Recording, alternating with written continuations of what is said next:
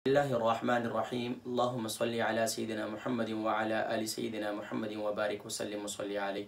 हमारे साथ अभी जहांज़ेब भाई यहाँ तशरीफ़ फरमा थे, बल्कि अभी तशरीफ़ फरमा है। उन्होंने मुझे कहा कि क़ारी साहब बहुत तंगदस्ती का शिकार हूँ, यहाँ तक कि कमाता हूँ और जो है वो ख़र्च हो जाता है और बहुत परेशान हो जाता हूँ, मक़रूज़ भी हूँ। कोई ऐसा अमल बतलाएँ जिसकी बदौलत अल्लाह मुझे कर्ज़ से खलासी भी नसीब फरमाए और इसके साथ साथ मेरी आमदन में बरकत भी हो जाए। माशाअल्लाह मेरी अच्छी तनख्वाह है, कमाता हूँ, लेकिन उसके बावजूद जो है बचत नहीं होती है। जब तनख्वाह महीने का शुरू होता है तो मैं सोचता हूँ इस तनख्वाह पर मैं कुछ बचाऊँगा भी और घर का निज़ाम भी चलाऊँगा, लेकिन उसके बावजूद भी जो है बचता कुछ नहीं है। तो इसके लिए मुझे कुछ अमल बतलाएँ।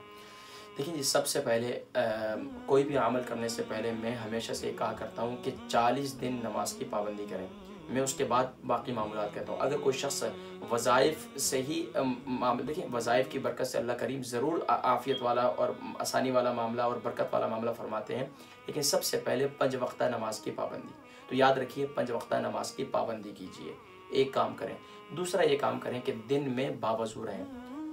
जो शख्स बावजू रहता है अल्लाह करीम उसके रिस्क में बरकत नसीब फरमाते हैं और उसकी सेहत में बरकत नसीब फरमाते हैं। और बावजू रहने वाला शख्स कभी नमाज में ताख़ीर नहीं होती है और नमाज की हमेशा पाबंदी हो जाता है माशाअल्लाह। एक काम ये करना है जी, रिस्क में तंगी और कारोबार में बरकत और ख़ास तौर पर आमदन ज़्यादा है, बरकत नहीं है, तो इंशाअल्लाह ये अमल करें। और अगर जॉब नहीं मिल रही है, किसी को कारोबार नहीं चल रहा, दुकान नहीं चल रही, ऑफिस में उसके क्लाइंट से डीलिंग नहीं हो रही, एक डीलिंग होती है, थोड़ी थोड़ी होती फिर रह जाती है और फिर मुश्किलात का शिकार हो जाते हैं। तो यहाँ तक कि मुझे एक अरसा पहले मुझे याद आई बात की, वो एक साथी आया, मुझे कहने लगे क़ारी साहब अब तो ये सूरत हाल होगी, इतने मामला ख़राब हो चुके हैं कि मुझे बस औक़ात ये ख्याल भी दिन में जन्म लेता है कि मैं नमाज भी ना पढ़ूँ। ला हौल वला कुव्वता इल्ला बिल्लाह।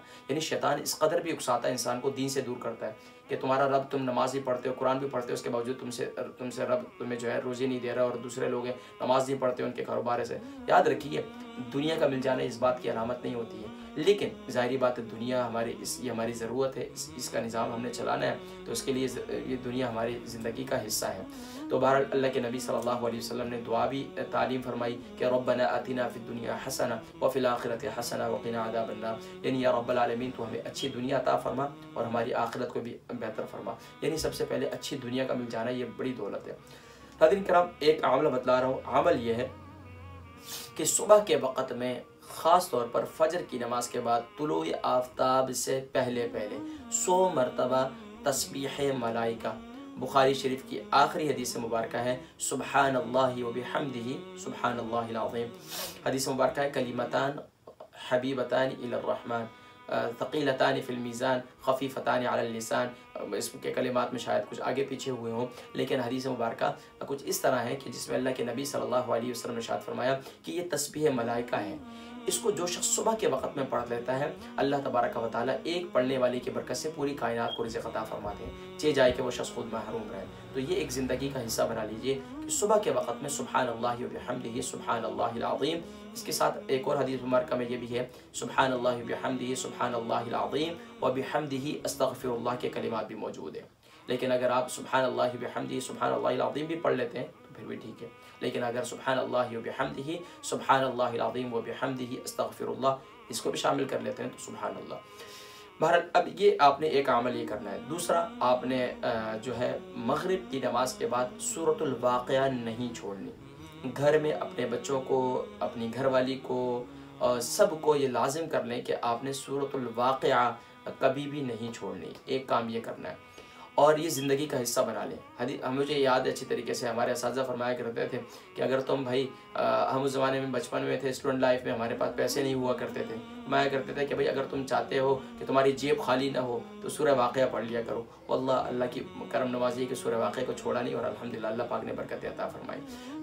तीसरा काम ये करना है कि जब भी आप घर में दाखिल हो, ऑफिस में दाखिल हो, अपने जॉब जहाँ करते हैं वहाँ दाखिल हो, तो आपने ये अमल करना है कि एक मरतबा प्यारे करीम आका अलैहिस्सलाम की बारगाह में दुरूद सलाम, यानी कि सल्लल्लाहु अलैहि वसल्लम या जो भी आपको दुरूद सलाम आसान लगे वो पढ़ लीजिए। और इसी तरीके से फिर आप घर में दाखिल हों तो घर वालों पर सलाम पेश करें।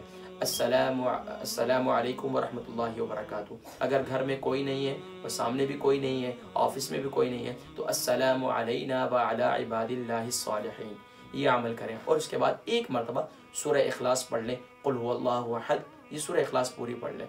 ये 3 अमल करें, इंशाअल्लाह अल्लाह करीम आपके रोज़ी में बरकत नसीब फरमाएंगे। जॉब नहीं है तो जॉब भी मिल जाएगी, और अगर कारोबार नहीं चल रहा तो कारोबार भी चल पड़ेगा। और इसके साथ साथ तीसरा अमल, और इसके साथ साथ एक अमल और करें कि अपनी ज़िंदगी का हिस्सा बना लें कि सदका ज़रूर निकालें, चाहे 1 पाउंड हो, चाहे 1 पेनी हो, चाहे 1 रुपया हो, चाहे जितने भी आप जो भी करेंसी में है, जितनी आपके हस्ब तौफीक है, लेकिन आप सदका ज़रूर निकालें।